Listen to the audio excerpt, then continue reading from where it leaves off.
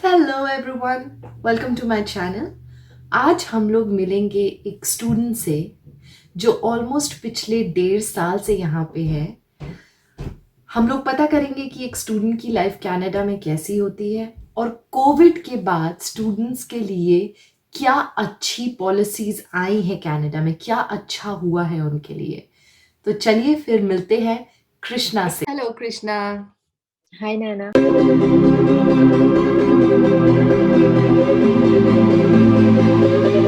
तो आप इंडिया में कहाँ से हैं? मैं इंडिया में गुजरात से हूँ।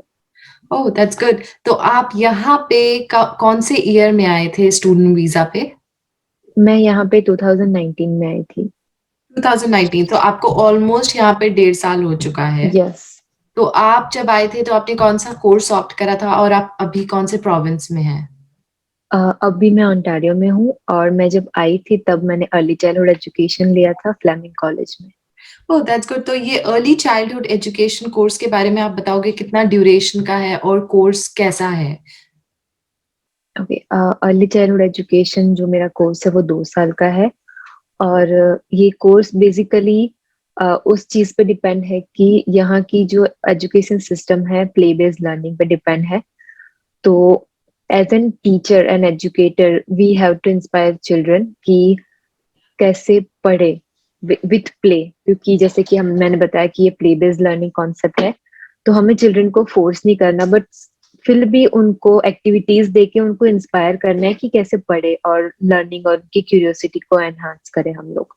हाँ, तो मतलब ये कोर्स जो आता है क्या ये एसेंशियल कोर्स के अंडर आता है? यस। ये आफ्टर स्टडी अगर आप अपनी फील्ड जॉब इस कोर्स के अकॉर्डिंग ढूंढते हो तो वो आपकी जॉब नॉक बी के अंदर कंसिडर होगी और जो कि एसेंशियल होगी। Oh that's very good. तो आप थोड़ा बताएंगे कि एसेंशियल कोर्सेज क्या होते हैं, कौन-कौन से होते हैं और किस क्या क्या इन्हें एसेंशियल क्यों कहा जाता है? ओके, सो एसेंशियल कोर्सेज वो कोर्सेज होते हैं जिसकी कनाडा में सबसे ज्यादा रिक्वायरमेंट होती है, जैसे कि physiotherapist, nursing, early childhood education, personal support worker, social support worker, direct support worker. So ये सारी जो चीजें और ये सारे जो कोर्सेज आते हैं वो एसेंशियल कोर्सेज में आते हैं। और इफ ये सारे कोर्स खत्म करने के बाद आप अपनी फील्ड जॉब चूज करते हो तो आप एसेंशियल वर्कर में काउंट होते हो। Oh that's very good. तो आप इज़िली आपको क्या पीआर मिल जाता है इस कोर्स से? यस। या सो अगर आप अपनी इस कोर्स के बाद अपनी अगर फील्ड जॉब चूज करते हो तो इसके बाद आपके लिए पीआर लेना इजी हो जाता है। So you just need 1 year experience and then you can apply for PR. Oh that's nice. Uh, हमको ये बताइए कृष्णा कि आप 2019 में आई थी तब कोविड का इतना नहीं था। तो लाइफ बिफोर कोविड स्टूडेंट की कैसी थी एंड लाइफ आफ्टर कोविड कैसी है? So before Covid life is very different, क्योंकि उस टाइम पे हम लोग रोज कॉलेजेस जाते थे, रोज लेक्चर्स अटेंड करते थे, फेस टू फेस प्रोफेसर और फ्रेंड्स से मिलते थे। तो वो एक पॉजिटिव इम्पैक्ट होता था हमारी खुद की हेल्थ पे और हमारे खुद के ऊपर। नो डाउट हमें ट्रैवल करना पड़ता था कॉलेज और पार्ट टाइम जॉब मैनेज करनी पड़ती थी, बट फिर भी वो एक एक्साइटिंग मोमेंट था हमारे लिए कि रोज कॉलेज जाना और अटेंड करना classes. But now in Covid जब हम ऑनलाइन लर्निंग कर रहे हैं तो वो भी डिफिकल्ट हो जाता है हमारे लिए, क्योंकि कई बार इंटरनेट इश्यूज होते हैं, कई बार हम खुद क्लियरली समझ नहीं पाते ऑनलाइन लर्निंग थ्रू। सो वो हमारे लिए अभी हार्ड हो गया है। और लेकिन कोविड में एक और बेनिफिट है हमें कि हम ऑनलाइन लर्निंग थ्रू हम घर पे ही पढ़ाई कर सकते हैं और इसकी वजह से हमारी पार्ट टाइम जॉब को मैनेज करना बहुत ही इजी हो गया है हमारे लिए। एब्सोल्युटली। तो कुछ पॉजिटिव्स भी रहे और कुछ नेगेटिव भी हुए। यस। वो सबके साथ है। या एज अ स्टूडेंट आप लोगों आपका लाइफ का डेली का स्केड्यूल क्या है?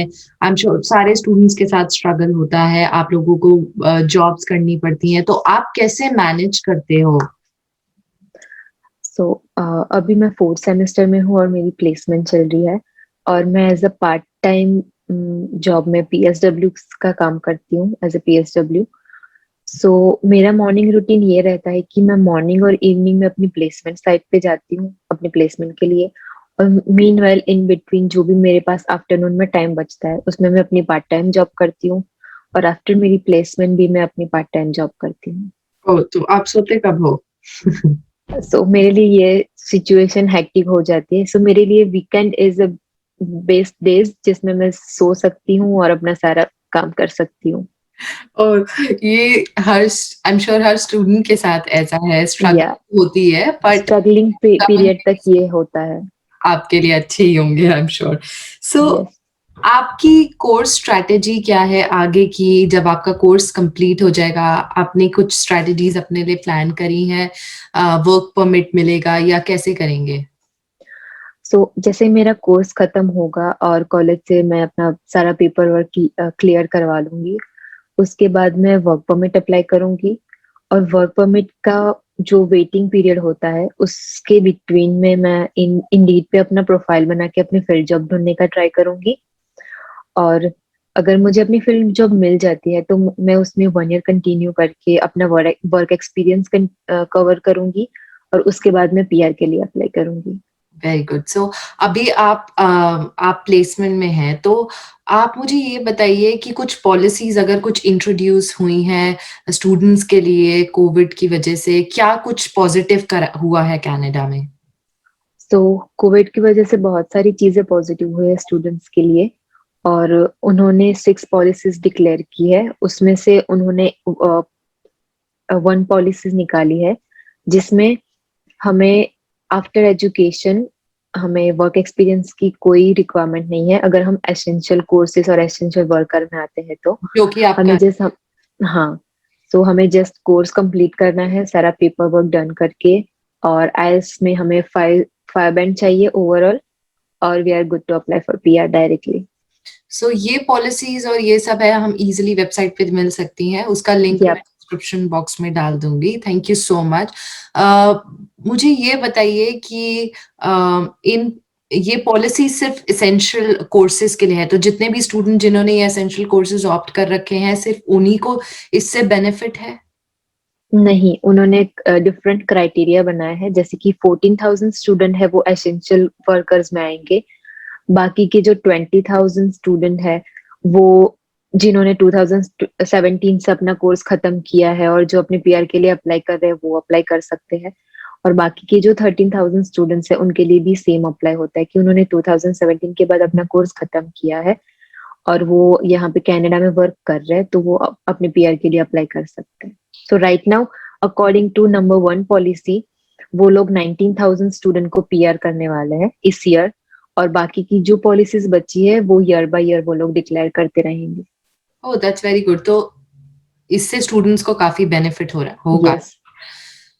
That's nice. और आप अपने एक्सपेंसेस कैसे मैनेज करते हो? आई एम श्योर स्टूडेंट्स यहाँ पे लोन लेके आते हैं, तो आप लोग कैसे बेयर करते हो अपने एक्सपेंसेस को? क्रेडिट स्कोर भी आपको मेंटेन करना होता होगा, सिन पे अपनी आपको सैलरी सब कुछ शो करनी होती होगी ताकि आगे आपका जो प्रोसेस होगा पीआर या वर्क परमिट का वो इजी रहता होगा।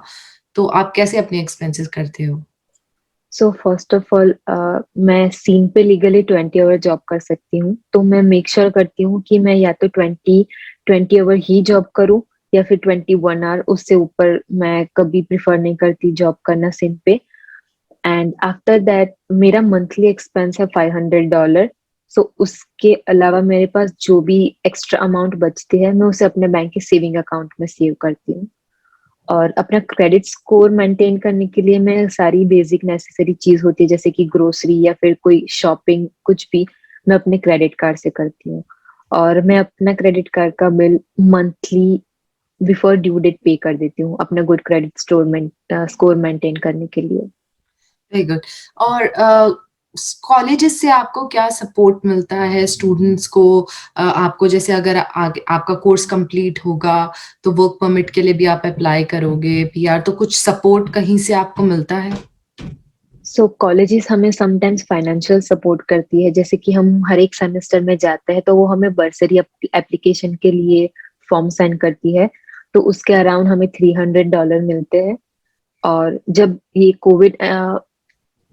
कोविड स्टार्ट हुआ था और हमारे क्लासेस ऑनलाइन हुए थे तो उन्होंने हमें फीस भी पे बैक की थी।